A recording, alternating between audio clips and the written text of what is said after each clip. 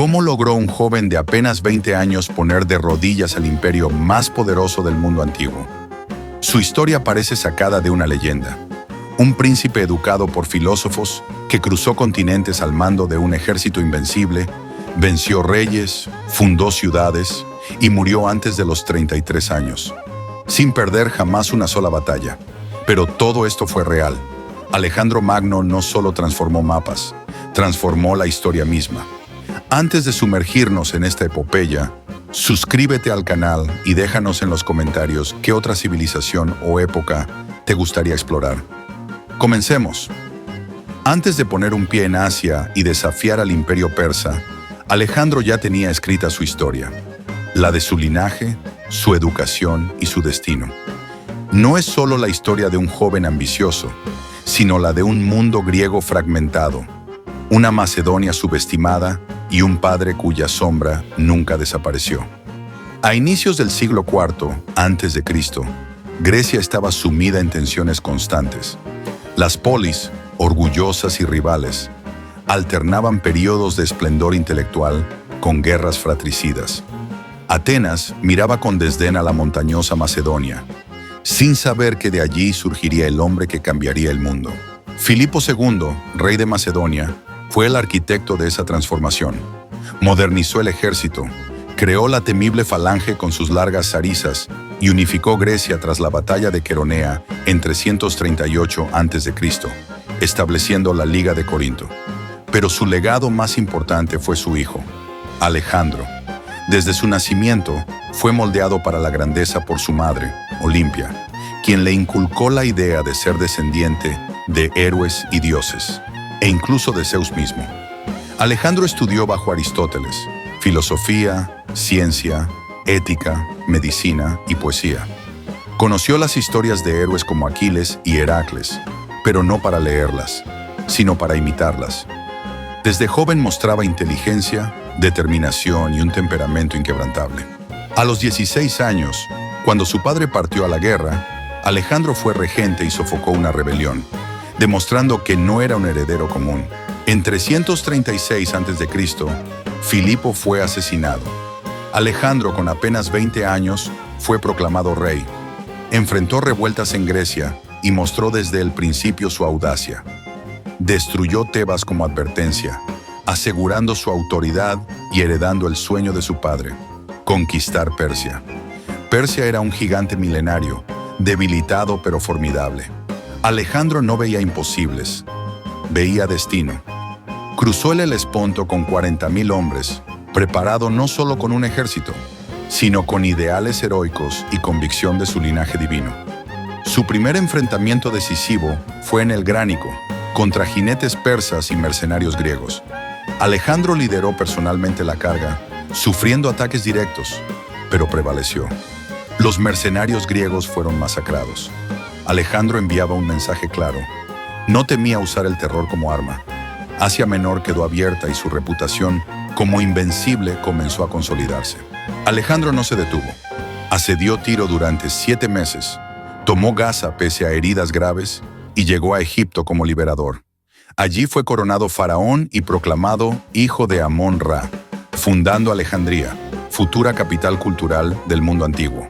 Tras rechazar ofertas de paz y matrimonios, Alejandro avanzó hacia Mesopotamia. En Gaugamela, frente a un ejército persa masivo, ejecutó maniobras magistrales, rompió el centro enemigo y provocó la huida de Darío. La victoria fue total. Las principales ciudades persas se rindieron.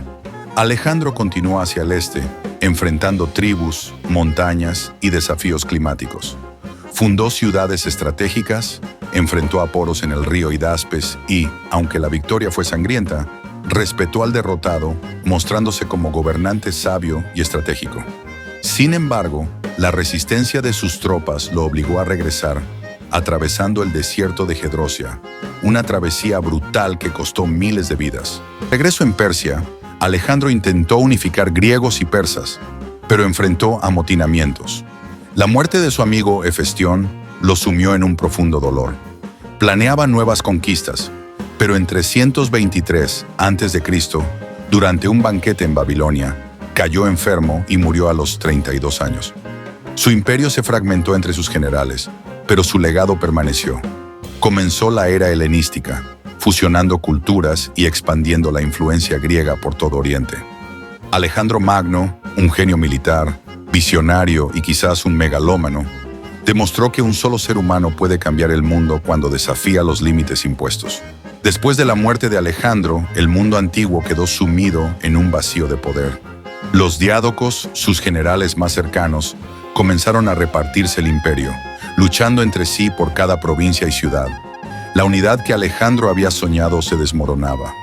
Ptolomeo tomó Egipto, Seleuco se adueñó de Asia, Casandro se quedó con Macedonia y Grecia, mientras Lisímaco y otros se extendieron por Tracia y el Asia Menor.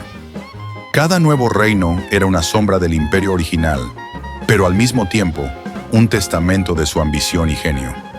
Aún dividido, el legado de Alejandro no desapareció. La influencia de la cultura griega se propagó por todo el territorio conquistado.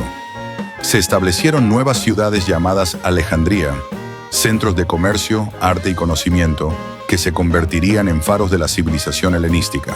Mientras sus ciudades florecían, su ejército se disolvía y sus generales se enfrentaban. El mundo seguía girando, pero la sombra de Alejandro Magno permanecía sobre cada conflicto, cada ciudad conquistada, cada ruta comercial abierta por sus campañas. Su vida también enseñó sobre los límites humanos. Por más poder que poseyera, Alejandro no pudo controlar la traición, la muerte de seres queridos, ni la fidelidad de sus hombres. La pérdida de Hefestión, su amigo más cercano, marcó un antes y un después en su carácter. La tristeza y el aislamiento se volvieron parte de su reinado.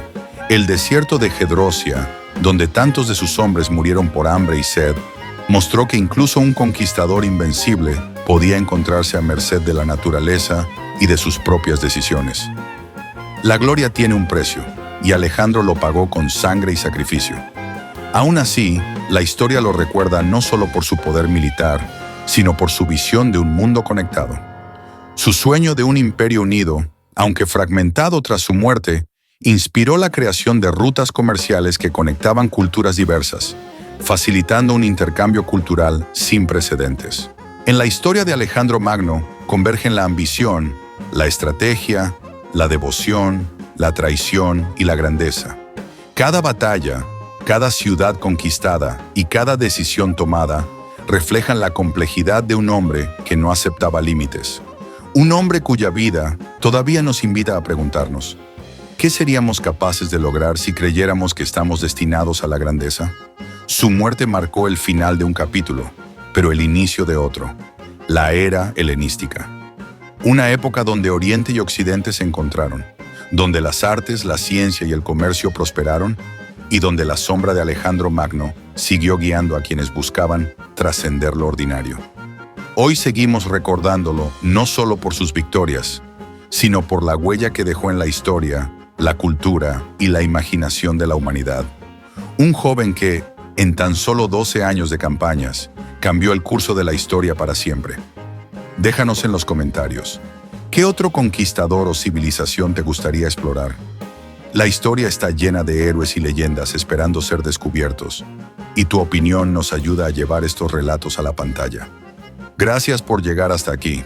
No olvides dejar tu like, compartir este video con otros amantes de la historia y suscribirte para seguir explorando juntos las vidas de los más grandes líderes del mundo antiguo.